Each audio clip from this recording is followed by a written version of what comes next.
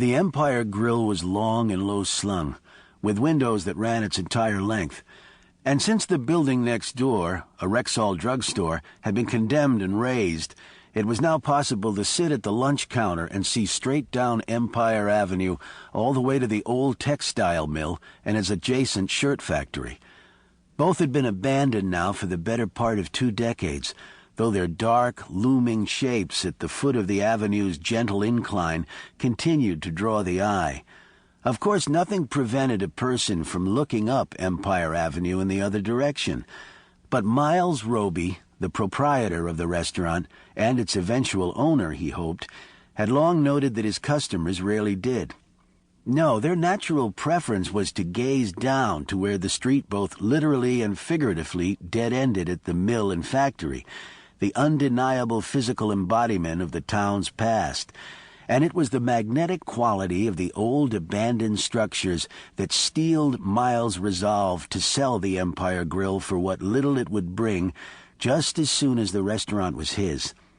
Just beyond the factory and mill ran the river that long ago had powered them, and Miles often wondered if these old buildings were razed, would the town that had grown up around them be forced to imagine a future? Perhaps not. Nothing but a chain-link fence had gone up in place of the Rexall, which meant, Miles supposed, that diverting one's attention from the past was not the same as envisioning and embarking upon a future. On the other hand, if the past were razed, the slate wiped clean, maybe fewer people would confuse it with the future,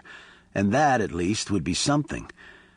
For as long as the mill and factory remained, Miles feared, many would continue to believe against all reason that a buyer might be found for one or both, and that consequently Empire Falls would be restored to its old economic viability.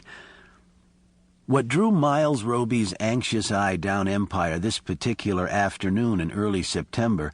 was not the dark, high-windowed shirt factory where his mother had spent most of her adult working life, or just beyond it, the larger, brooding presence of the textile mill, but rather his hope that he'd catch a glimpse of his daughter, Tick, when she rounded the corner and began her slow, solitary trek up the avenue.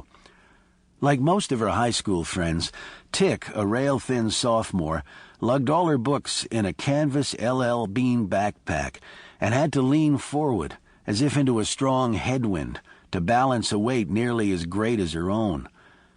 Oddly, most of the conventions Miles remembered from high school had been subverted. He and his friends had carried their textbooks balanced on their hips, listing first to the left, then shifting the load and listing to the right. They brought home only the books they would need that night, or the ones they remembered needing, leaving the rest crammed in their lockers. Kids today stuffed the entire contents of their lockers into their seam-stretched backpacks and brought it all home, probably, Miles figured, so they wouldn't have to think through what they'd need and what they could do without, thereby avoiding the kinds of decisions that might trail consequences. Except that this itself had consequences. A visit to the doctor last spring had revealed the beginnings of scoliosis, a slight curvature of Tick's spine, which worried Miles at several levels. "She's just carrying too much weight," the doctor explained, unaware, as far as Miles could tell, of the metaphorical implications of her remark. It had taken Tick most of the summer to regain her normal posture, and yesterday, after one day back at school, she was already hunched over again.